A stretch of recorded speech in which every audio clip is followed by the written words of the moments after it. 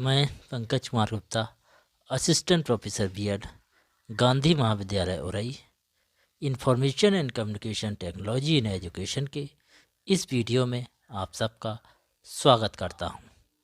आज हम strategies of collaborative learning and cooperative learning अर्थात सहयोगी अधिगम और सहकारी अधिगम की रणनीतियों का अध्ययन करेंगे।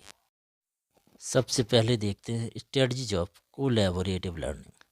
तो ये है थिंक पेयर शेयर, दूसरा कैचअप, तीसरा फिश वॉल डिबेट, चौथा केस स्टडी और पांचवा टीम बेस्ड लर्निंग। ये 5 स्ट्रेटजीज का हम अध्ययन करेंगे।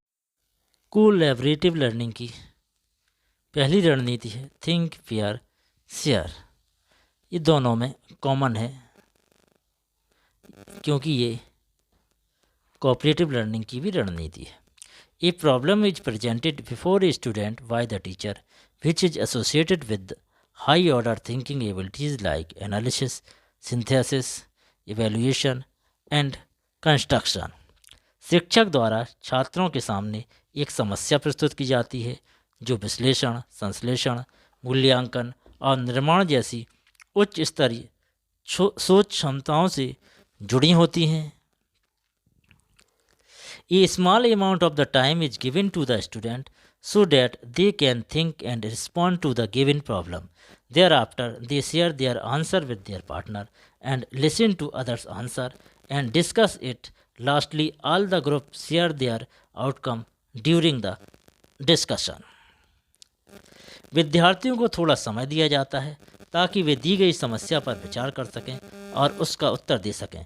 तत्पश्चात भी अपने उत्तरों को अपने भागीदारों के साथ साझा करते हैं और दूसरों के उत्तरों को सुनते हैं, उस पर चर्चा करते हैं। अंत में सभी समूह चर्चा के दौरान अपने परिणाम साझा करते हैं। कोलैबोरेटिव लर्निंग की दूसरी रणनीति है catch up. In this method, at the time of taking the lecture, the teacher stops suddenly and asks the student to compare their notes with those of other students and ask questions, if any, on the doubt point for clarification. इस विधि में व्याख्यान देते समय शिक्षक अचानक रुक जाता है और छात्रों से अपने नोट्स की तुलना अन्य छात्रों के नोट्स से करने के लिए कहता है और स्पष्टीकरण के लिए संदेहास्पद बिंदुओं पर प्रश्न यदि कुछ हो तो वह पूछता है। कोलैबोरेटिव लर्निंग की तीसरी रणनीति है fish wall debate. In this method, 3 groups of learners are formed. The group on the right side is in support of the topic, while the group sitting on the left is against it. The group sitting in the middle is given to the task to write down the thought of both, and as certain which group has states fact valid reason more effectively than the other. Lastly, they are asked to present the report generated before the class. शिक्षार्थियों के इसमें यानी 3 समूह बनाए जाते हैं। दाएं side का जो समूह होता है वह टॉपिक का समर्थन करता है, बाएं साइड का समूह टॉपिक के विरोध में रहता है, जबकि बीच में बैठा समूह दोनों के विचारों को लिखता है और उसको यह पता लगाने का काम दिया जाता है कि किस समूह ने दूसरों की तुलना में अधिक प्रभावी ढंग से तथ्य वैध कारण बताए हैं। अंत में उन्हें कक्षा के सामने तैयार की गई रिपोर्ट पेश करने के लिए कहा जाता है। कोलैबोरेटिव लर्निंग की चौथी रणनीति है case study. 5 and 6 case study proposals are presented by the teacher with similar level of difficulty. The proposals are assigned to different groups and the groups are provided proper time for analysis. Thereafter, a progress report is demanded by the teacher. Lastly, once the teacher work is completed, the report is presented before the class. 5 या 6 case study प्रस्ताव शिक्षक द्वारा समान स्तर की कठिनाई के साथ तैयार किए जाते हैं। प्रस्ताव विभिन्न समूहों को सौंपे जाते हैं और समूहों को विश्लेषण के लिए उचित समय प्रदान किया जाता है। इसके बाद शिक्षक द्वारा प्रगति रिपोर्ट मांगी जाती है। अंत में कार्य पूरा होने के बाद रिपोर्ट कक्षा के समक्ष प्रस्तुत की जाती है। कोलैबोरेटिव लर्निंग की तीसरी रणनीति है टीम बेस्ड लर्निंग, टीम आधारित अधिगम। Learners are divided into various groups by the teacher and a particular task is assigned to the team. And once the task is completed, they need to appear in an examination at group level like a quiz. And based on the group consensus, they have to answer the questions and name the member who has given the answer. Finally, the teacher explains the difficulties and resolve all the doubts that the students have. शिक्षक द्वारा शिक्षार्थियों को विभिन्न समूहों में सबसे पहले विभाजित किया जाता है और उन्हें एक विशेष कार्य सौंपा जाता है और एक बार कार्य पूरा हो जाने के बाद उन्हें प्रश्नोत्तरी की तरह समूह स्तर पर एक परीक्षा में शामिल होने की आवश्यकता होती है और समूह की सहमति के आधार पर उन्हें प्रश्न का उत्तर देना होता है और उस सदस्य का नाम बताना होता है जिसने उत्तर दिया है। अंत में शिक्षक कठिनाइयों की व्याख्या करता है और छात्रों की सभी शंकाओं का समाधान करता है। अब देखते हैं स्ट्रेटजीज ऑफ कोऑपरेटिव लर्निंग, सहकारी अधिगम की रणनीतियाँ। पहला 3 स्टेप इंटरव्यू, दूसरा राउंड टेबल, तीसरी थिंक पेयर शेयर। ये रणनीति दोनों में कॉमन है, कोलैबोरेटिव लर्निंग में भी ये थी। चौथा गैलरी वॉक, पांचवा जिक्सॉ, छठवां circle of the sage. Cooperative learning की पहली रणनीति 3 स्टेप इंटरव्यू, 3 चरणीय साक्षात्कार। In a 3 step interview, pairs of the students are formed and the teacher may ask student to read the matter in advance. There are 3 steps involved in it. 3 चरणीय साक्षात्कार में छात्रों के जोड़े बनते हैं और शिक्षक छात्रों को मामले को पहले से पढ़ने के लिए कह सकते हैं। इसमें 3 चरण शामिल हैं। First step, one student is interviewed by another student with in the given time. पहले चरण में दिए गए समय के भीतर एक छात्र का दूसरे छात्र द्वारा साक्षात्कार लिया जाता है। सेकेंड स्टेप में roles are reversed and the interview is conducted again in which the same questions और question of similar nature are asked. दूसरे चरण में भूमिकाओं को बदल दिया जाता है और साक्षात्कार फिर से आयोजित किया जाता है जिसमें समान प्रश्न या समान प्रकृति के प्रश्न पूछे जाते हैं। यानी पहले जो इंटरव्यू ले रहा होता है अब वो इंटरव्यू दे रहा होता है और जो पहले ले रहा था वो अब दे रहा है, जो पहले दे रहा था वो अब ले रहा होगा। तीसरे चरण में the learning teams comprise of 2 pair of with in the student after conducting the interview share the key insight with in each other. तीसरे चरण में सीखने वाली टीम में 2 जोड़े शामिल हैं जिसमें साक्षात्कार आयोजित करने के बाद छात्र एक दूसरे के साथ महत्वपूर्ण अंतर्दृष्टि साझा करते हैं।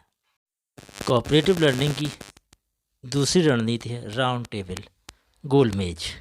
इन this strategy student sit in a circular manner around a round table and each student respond turn by turn to a question और प्रॉब्लम फॉर विच दे स्कीप अप फॉर देयर ओपिनियन और idea while noting down the point on paper.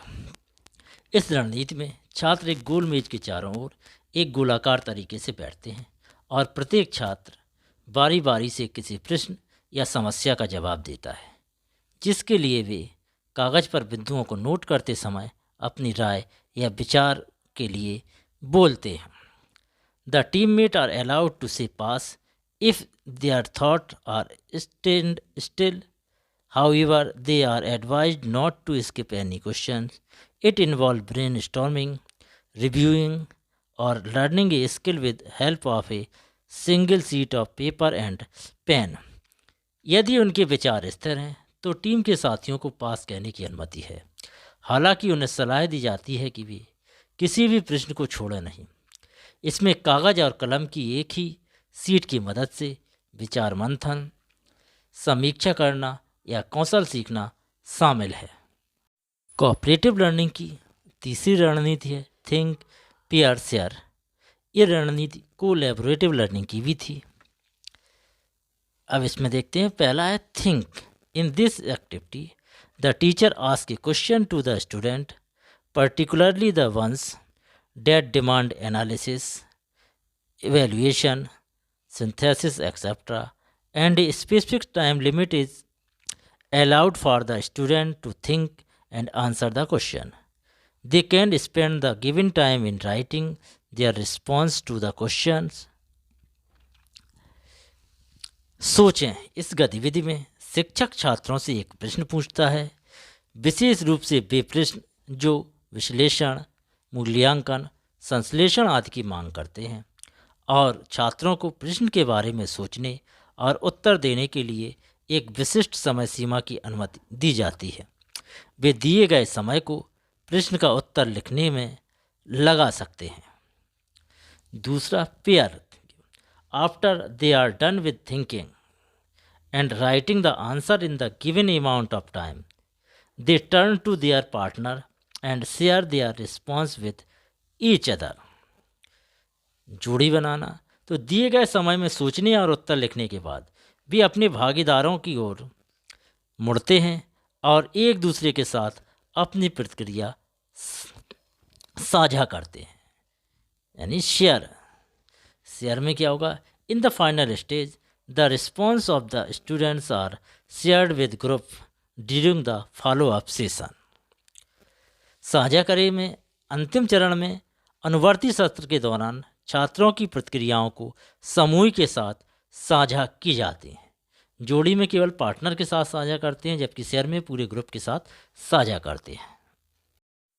Cooperative learning की तीसरी रणनीति है gallery walk. A topic is assigned by the instructor to the group and with the use of a concept map the group express their thought and understanding of the topic. Thereafter, all the group present their product in front of rest of the group to see. प्रशिक्षक द्वारा समूह को एक विषय सौंपा जाता है और एक अवधारणा मानचित्र के उपयोग के साथ समूह विषय के बारे में अपने विचार और समझ व्यक्त करता है। तत्पश्चात सभी समूह अपने उत्पादों को शेष समूह के सामने देखने के लिए प्रस्तुत करते हैं। Furthermore, the one spokesperson stay with the groups chart and rest of the team member go for a gallery walk to see the work of the other group. Whatever queries are made by the pupil are answered by the spokesperson. Additionally, the role of the spokesperson is rotated so that all the students get a chance to have a gallery walk to see other groups work. इसके अलावा एक प्रवक्ता समूह के chart के साथ रहता है और टीम के बाकी सदस्य अन्य समूहों के काम को देखने के लिए गैलरी में जाते हैं. लोगों द्वारा जो भी प्रश्न किए जाते हैं प्रवक्ता द्वारा उनका उत्तर दिया जाता है. इसके अतिरिक्त प्रवक्ता की भूमिका को घुमाया जाता है ताकि सभी छात्रों को दूसरे समूह के काम को देखने के लिए गैलरी में चलने का मौका मिले.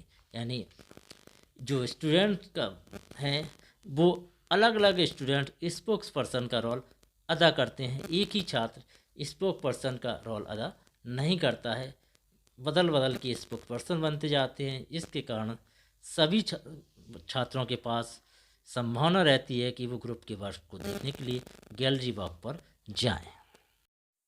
कोऑपरेटिव लर्निंग की अगली रणनीति है jigsaw Ara.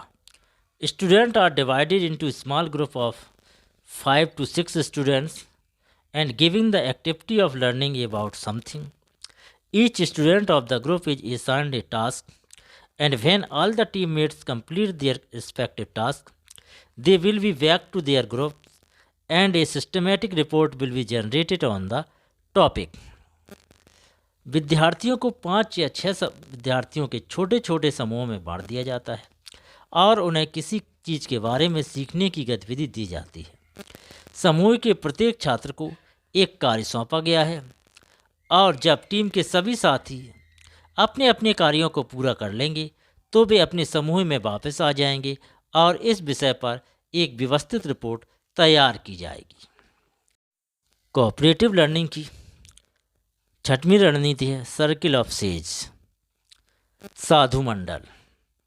In this strategy class is divided into various teams containing 5 to 4 members. Thereafter, some students says are chosen to explain the concept to the student.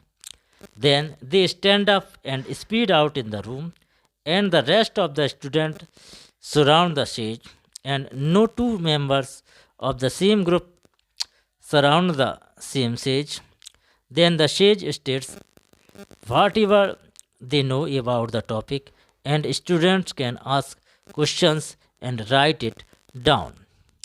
कक्षा को 4 से 5 सदस्यों वाली विभिन्न टीमों में विभाजित किया जाता है। तत्पश्चात कुछ छात्रों, जिन्हें ऋषि कहते हैं, को छात्रों को अवधारणाएं समझाने के लिए चुना जाता है। फिर भी खड़े हो जाते हैं और कमरे में फैल जाते हैं। बाकी छात्र ऋषि को घेर लेते हैं और एक ही समूह के 2 सदस्य एक ही ऋषि को नहीं घेरते।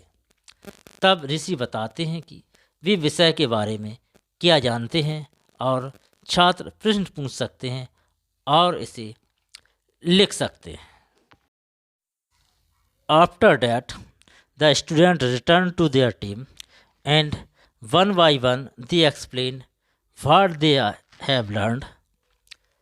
As each student learned from a different stage and they compare their notes. If there exists any sort of disagreement, they stood up as a team and then it is resolved. इसके बाद छात्र अपनी टीमों में लौटते हैं और एक एक करके वे समझाते हैं कि उन्होंने क्या सीखा, जैसा कि प्रत्येक छात्र ने एक अलग ऋषि से सीखा और वे अपने नोट्स की तुलना करते हैं। यदि किसी प्रकार की असहमति होती है तो वे एक टीम के रूप में खड़े होते हैं और फिर उसका समाधान किया जाता है।